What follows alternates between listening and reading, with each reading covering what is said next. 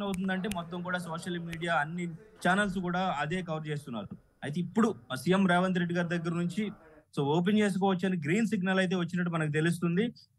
So but వాళ్ళు ఈ రోజు ఓపెన్ చేస్తారా, రేపు ఓపెన్ చేస్తారా, సో వాళ్ళ వరకు ఫ్యామిలీకి అసలు ఇన్ఫర్మేషన్ అందిందా లేదనేది అయితే మనకి ఇంకా ఇన్ఫర్మేషన్ లేదు.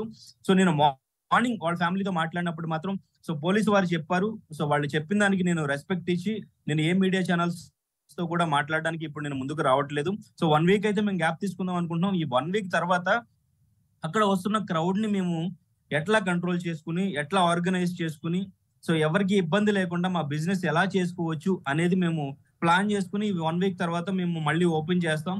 సో ఇక్కడైనా లేదంటే వేరే ఏదైనా ప్లేస్ చూసుకోవడానికి కూడా మేము ఇక్కడ నుంచి సో 2 బ్రాంచ్ల లాగా ఏమైనా చేయడానికి ఏమైనా అని చెప్పేసి వాళ్ళు ప్లానింగ్ అయితే చేసుకుంటూ ఉన్నారు. సో అయితే ఇప్పుడు డీజీపీకి సీఎం రేవంత్ రెడ్డి గారు ఆదేశాలు జారీ చేసిన తర్వాత సో వాళ్ళు ఓపెన్ చేస్తే సీఎం రేవంత్ రెడ్డి కూడా అక్కడ స్టాల్ ని ఒక్కసారి వచ్చి చూస్తారు అనేది ప్రచారం జరుగుతుంది. సో మరి ఇప్పటికే ఎంత ఫేమస్ అయిందో, అక్కడికి ఎంత క్రౌడ్ వస్తున్నారో మనం చూస్తూ ఉన్నాం.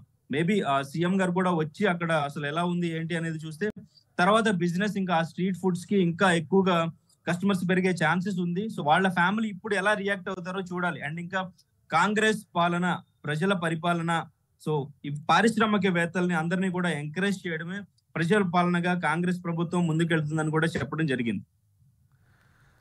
రైట్ అనేంద్ర, ఒకసారి మా ప్రతినిధి మధుతో మాట్లాడదాం. మధు, ముఖ్యమంత్రి చాలా స్పష్టంగా ఆదేశాలు జారీ చేశారు డీజీపీకి, అలాగే municipal administration and urban development అధికారులకు కూడా ఆదేశాలు జారీ చేసిన తర్వాత అధికారులు ఏం చెప్తున్నారు?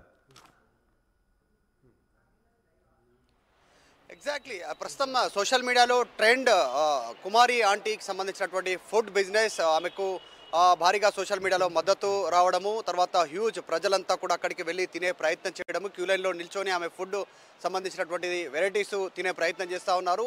చాలామంది సాఫ్ట్వేర్కి సంబంధించినటువంటి ఇండస్ట్రీకి సంబంధించినటువంటి వ్యక్తులు, ఆ చుట్టుపక్కల ఉన్నటువంటి ఏరియా ముఖ్యంగా హైటెక్ సిటీ, తర్వాత గచ్చిబౌలి ఈ ఏరియాలో ఉన్నటువంటి వారంతా కూడా అక్కడికి రష్ వెళ్ళడము, భారీగా రష్ ఏర్పడడం, ఇదంతా జరిగినటువంటి పరిణామాలకు సంబంధించి డిపార్ట్మెంట్ వైజ్గా అటు డీజీపీకి, మున్సిపల్ అండ్ అర్బన్ డెవలప్మెంట్కి సంబంధించినటువంటి వారికి, ఎంసీహెచ్ వారికి ముఖ్యమంత్రి సూచన చేసినట్టుగా సిపిఆర్ఓ చాలా స్పష్టంగా ట్వీట్ చేయడంతో ప్రస్తుతం అధికార యంత్రాంగం కదులుతూ ఉంది.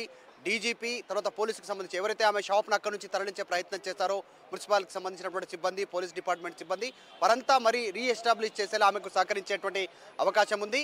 ఈ ట్వీట్ వైరల్ అవుతూ ఉంది. ప్రస్తుతం ప్రజాపాలన పేరిట కాంగ్రెస్ అధికారంలో ఉంది కాబట్టి ఆ పేరు నిలబెట్టుకోవాలంటే వెంటనే